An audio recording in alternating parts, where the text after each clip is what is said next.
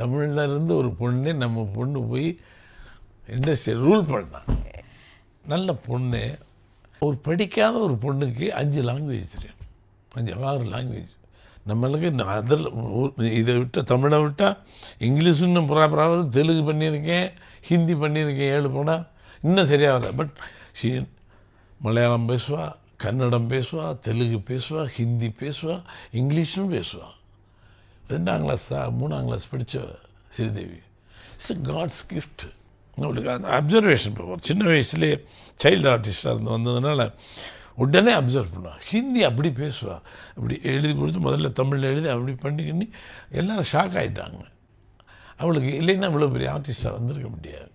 ஏன்னா அந்த காம்பினேஷனும் 16 வயதுல இல்லை, யாராலையும் திருப்பி பண்ணவே முடியாது. அந்த மாதிரி ஒரு காம்பினேஷன். ஒரு side Rajini sir, side Kamal sir, side Sridevi ma'am, எல்லாருக்கும் இளையராஜா வந்து எல்லாருமே வி கம் அப் அந்த